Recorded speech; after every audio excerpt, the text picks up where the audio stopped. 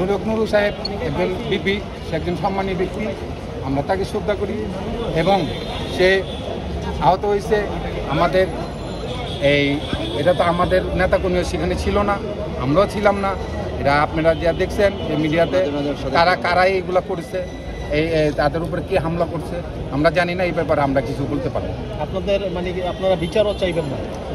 আমরা তো একটা যেটা ঘটনা ঘটে তো বিচার অবশ্যই চাই, সুস্থ তদন্ত হোক, সেটা আমরা চাই। আজকে শুরু থেকে কি হইল, আপনারা কোথায় ছিলেন?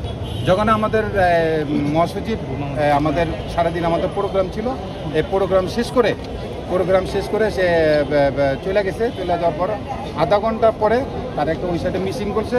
মিছিল যাওয়ার পর আমরা মনে মিছিল দেখেছে, কিন্তু কিছু লোক আইসা যারা উশৃঙ্খল সন্ত্রাস মব সৃষ্টিকারী, তারা পুলিশের বেড়াকে বেদ করে আমাদের পার্টির উপর হামলা করছে এবং আগুন জ্বালিয়েছে। গণ অধিকার পরিষদ জাতীয় পার্টি নিষিদ্ধ চায়, এই বিষয়ে কি বলবেন? শুনুন, জাতীয় পার্টি একজন 40 বছরের নিবন্ধিত দল।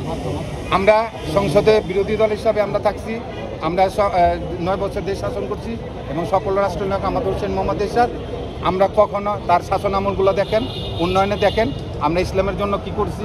আমরা এই ইসলামকে রাষ্ট্রধর্ম ইসলাম এবং ইসলামিক দেশ এবং শুক্রবারের ছুটির দিন ইসলামে যা করেন, ইসলামিক ফাউন্ডেশন, জাতীয় মসজিদ বাইতুল মোকাররম, জাতীয় ঈদগাহ ময়দান থেকে শুরু করে সমগ্র বাংলাদেশে আমরা মসজিদের এবং তথা অন্যান্য ধর্মেদেরও আমরা তাদের বিদ্যুৎ বিল, কারেন্ট বিলগুলো আমরা ফ্রি করে দিচ্ছি।